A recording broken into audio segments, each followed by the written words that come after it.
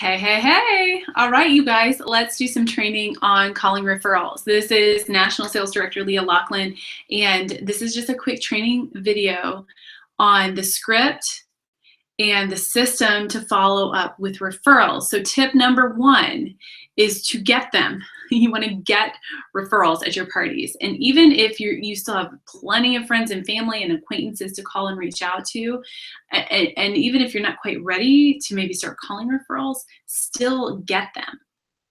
And be stockpiling these written names of referrals during your power start, because you will eventually want to be reaching out to these people. And referrals is a major way that I built my business very early on. It's just meeting the friends of my friends. And it's a nice warm connection because you have that mutual friend.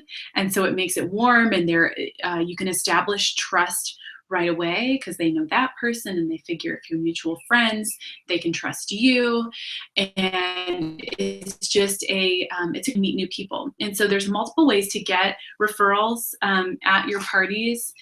And one of them, I'm actually going to show you two of my referral sheets I've gotten recently.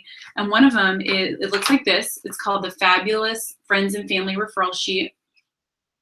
And I don't think you can see this very well, but you can print it on my website, and it gives them categories. So joyful and outgoing, fun and witty, someone you admire, intelligent or smart, a champion, sharp or professional, hardworking or determined. And so it's guiding your party in thinking of the types of women who fit these descriptions, because we in Mary Kay get to choose who we work with.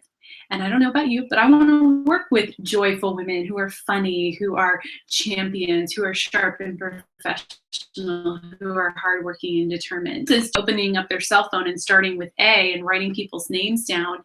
This is nice because people can be more intentional about the names that they give you, which means they're going to be more likely and more open to booking with you.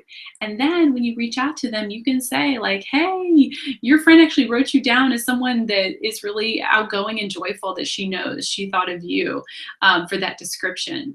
And so that is another way to affirm and honor them by giving them that compliment. So that is one example. And on this sheet, Fabulous Friends and Family, there's no incentive that is offered here. They just the numbers for you.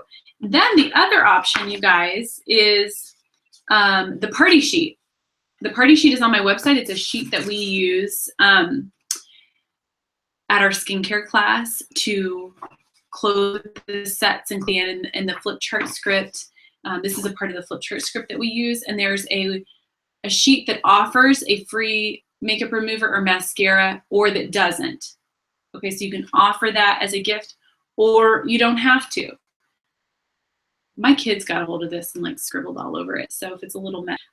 But this is another way that has 20 spots. And again, at the top of each, it gives a description of, think of someone who is a leader. And so you're asking more specifically for the type of women that we're really looking for in Mary Kay. So those are two ways to get referrals. And again, it is a part of the flip chart, and just a part of working a full circle skincare class is that when you're at your parties and appointments, you are asking for referrals, and you're wanting to stockpile these names, okay? And you want to stay organized. I would say a binder or some kind of folder that as you get these sheets, you can add them to this binder. And as you can see here, I just take notes right on the sheet. As I'm reaching out to them, I'm making a tally mark every time I reach out, and then I'm taking notes, like booked on the 28th, call didn't go through. Yeah, I just take notes about what happened on that call, and it just right here on the sheet. So the thing with referrals is most likely you just have to work through more names than maybe you did with your friends and family, because although there's that mutual friend, you still don't have a relationship with these people. And so what I found is that I needed to call more referrals to get more bookings, and to get more bookings to hold more when working with referrals. And it's just kind of a part of the game and a part of the business. When there's not that established relationship, you just go through more volume of names than you probably went through with your friends and family. So Just wanted to say that on the front end so you're mentally prepared for that. And that's why we want to always be consistent getting new names. I think minimum 25 new names a week is important to be bringing that amount of names into your business that makes it sustainable and puts you in a place where you never run out of names. And that's a lot of times when they're getting started with their business is like, oh, I don't know enough people, or what if I run out of people? Well, these referral sheets are how you never run out of people. Literally, you can have more names than you even have time to call when you can really implement this skill effectively. Okay, so the fortune is in the follow-up. And we talked about this in our Pink Boot Camp if you watch those videos. And we talked about it on the Power Start video. So this is a theme that has come up in a lot of our training, that the fortune is in the follow-up. And they've done studies on sales that such a small percentage of a sale is made in the first attempt. And I know you're not selling these referrals product, but you're selling them a booking. It's still sales when we are booking appointments and parties. And so percentage of sales are made on the first attempt. And it's more like the 6th, 7th, 8th, 9th, 10th attempt that the sales increase to more like 80%.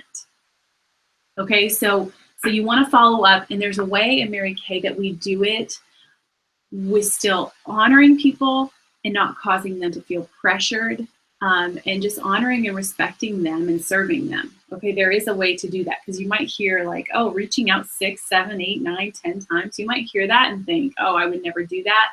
But there's a way to do it effectively without people feeling like they want to put a wall up or run away from you. Okay, and so okay, so here we go, you guys. Let's go through the script. This is on a flyer. So if you're watching this video, don't feel like you've got to get every word down. We've got this on a flyer on my website that you can print off and use, and you've got it all typed out for you. So don't feel like you have to get every word down.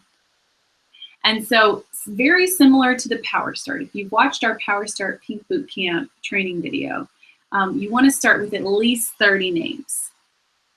More is ideal, but at least 30. And you're going to divide them into 3 groups. You got 3 groups of 10. If you've got 60, awesome. You divide them into 3 groups of 20. If you've got 90, you divide them into 3 groups of 30. So there's multiple ways to do this depending on the amount of names that you have. And so day 1, you're reaching out to your first 10 referrals. Your second 10 referrals. Day 3, your third 10 referrals. So by the 3rd day, you've reached out to all those 30 people, or 60 or 90, depending on your contact list and depending on the goals that you have. So here's what you say. You're most likely going to get voicemail, and this is what you would say. You would say, hi, Anna, this is Leah, and you actually have no idea who I am, but I'm friends with Kate Rich, and I actually just met Kate at a pampering session. And at that session, she could give away pampering sessions to friends, and she just thought of you and thought you would enjoy it. And so she gifted one to you and told me that I could reach out to you. So let me pause there and say, she thought of you and thought you would enjoy it. That would be a good opportunity to insert one of these words. You know, she thought of you and put you down as a hardworking and determined person that she knew. So if you do use one of these sheets where they're actually writing names down for different adjectives, that would be a good place to put it. Like she thought of you and wrote you down as a hardworking and determined friend that she had and thought you would enjoy this. So she gifted one to you and told me I could reach out to you. The pampering session includes a Mary Kay facial, makeover, and a $10 gift card with no obligation to buy. So hey, call or text me back and I'll fill you in on the details. And if I don't hear back from you, I'll go ahead and follow up in a couple of days. Hang up. Okay, and then you're sending a text, ideally later that day.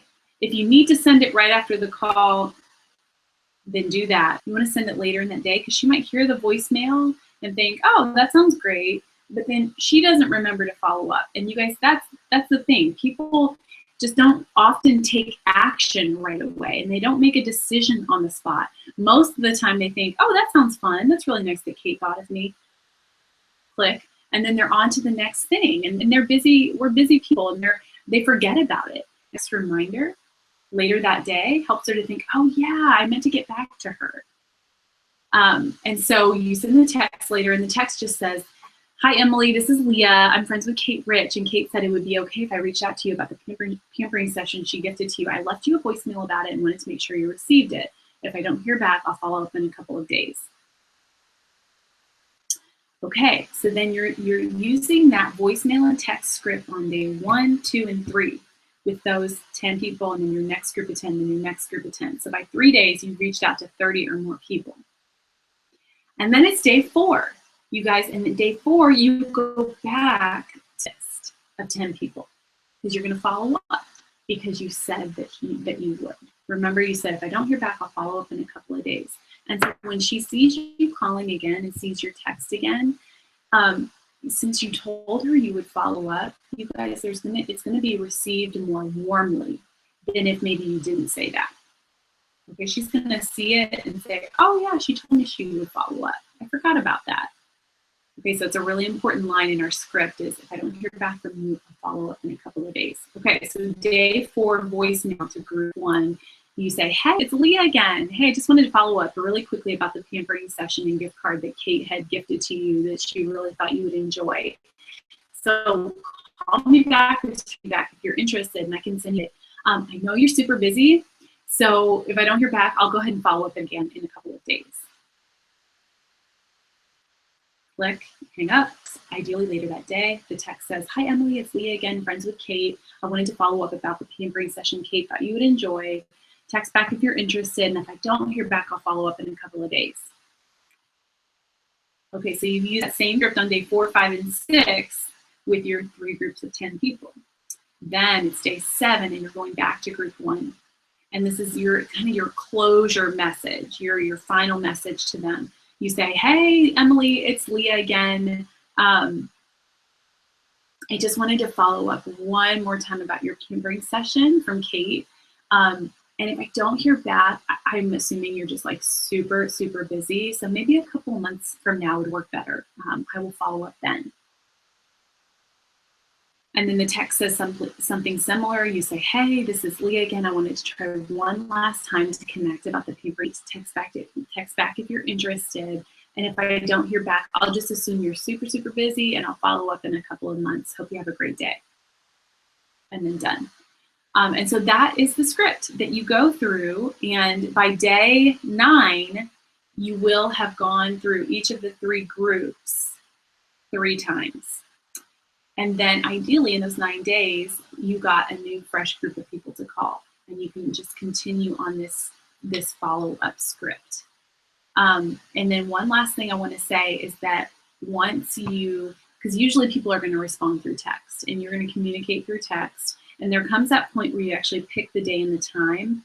Then after that, you do want to set up a phone call to talk to her.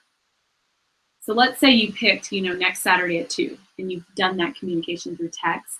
Then you would say something like, hey, the next thing we need to do is just talk really quickly to confirm that date tomorrow. And then at that point, I want to ask you some questions about your skin and your makeup preferences so I can come really prepared with all the products that we need. So what would work better for you tomorrow, like lunchtime or after dinner? Okay, so you have text communication all the way up to that point, then you book it. Then you want to talk to her the next day live and on the phone to confirm everything and start profiling and talking about her guest list. Seeing you in text for too long, you guys, you've got to talk to these people because it builds more of a warm connection, more of a rapport, which means she's less likely to cancel. And then just for your own peace of mind and safety, you want to hear that she's a real person and a normal person, and you want to hear that she's a woman and not some weird, creepy guy. And it's just more professional when you have that live confirmation on the phone. Okay, so happy referral calling. It's going to be great.